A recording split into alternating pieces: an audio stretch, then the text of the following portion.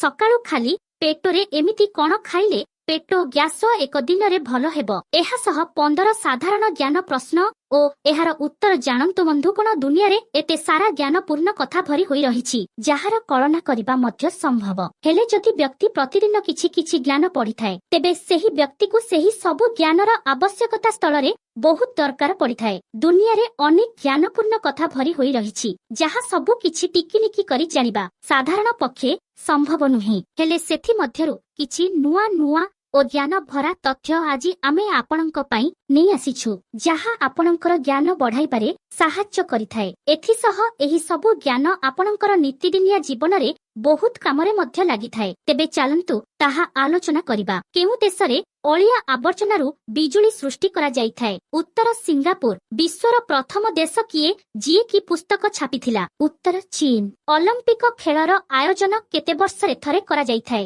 ଉତ୍ତର 4 ବର୍ଷ। ପକ୍ଷୀମାନଙ୍କର ରାଜା କାହାକୁ କୁହାଯାଏ? ଉତ୍ତର ଚିଲ। ବିଶ୍ୱର ସବୁଠାରୁ ଅଧିକ ଶିକ୍ଷିତ ଲୋକ କେଉଁ ଦେଶରେ ଅଛନ୍ତି? ଉତ୍ତର କାନାଡା। ଫ୍ରିଜର ପାଣି ପିଇଲେ କେଉଁ ରୋଗ? ଉତ୍ତର କୋଷ୍ଠକାଠିନ୍ୟ। ଏମିତି କେଉଁ ଜୀବ ଅଛି ଯିଏକି ସୂର୍ଯ୍ୟଙ୍କୁ ଦେଖିପାରେ ନାହିଁ? ଉତ୍ତର ଘୁଷୁରୀ। ଏମିତି କେଉଁ ଦେଶ ଅଛି ଯେଉଁଥିରେ ଗୋଟେ ବି ଗଛ ନାହିଁ? ଉତ୍ତର କତ୍ତର।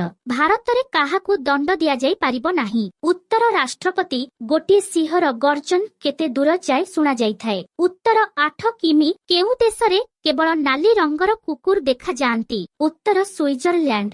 ଗୋଟେ ଚିତା ବାଘର ଜୀବନ କାଳ କେତେ ବର୍ଷ ହୋଇଥାଏ? ଉତ୍ତର 15 ବର୍ଷ। ଗାନ୍ଧିଜୀ କେତେ ପାଠ ପଢିଛନ୍ତି? ଉତ୍ତର ଲ। ଗାନ୍ଧିଜୀଙ୍କ ଆଗରୁ ଭାରତୀୟ ନୋଟରେ କାହାର ଚିତ୍ର ଛପା ଯାଉଥିଲା? ଉତ୍ତର ଅଶୋକ ସ୍ତମ୍ଭ। କ୍ଷୀର ସହିତ କଣ ଖାଇଲେ ମଣିଷ ମରି ଯାଇପାରେ? ଉତ୍ତର ମାଛ। କମ୍ପ୍ୟୁଟରର ଜଣକ କାହାକୁ କୁହାଯାଏ? ଉତ୍ତର ଚାର୍ଲସ ବାବେଜ। ଲିଚୁ ଖାଇଲେ କେଉଁ ରୋଗ ଠିକ ହୋଇଯାଏ? ଉତ୍ତର ହାର୍ଟ ଆଟାକ। ସକାଳୁ ଖାଲି ପେଟରେ କଣ ଖାଇଲେ ଗ୍ୟାସ ସମସ୍ୟା ଜଲ୍ଦି ଭଲ ହୋଇଯାଏ? ଉତ୍ତର ମାଣ୍ଡିଆ ଗୁଣ୍ଡ।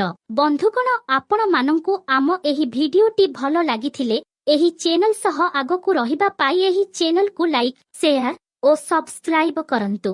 ଧନ୍ୟବାଦ।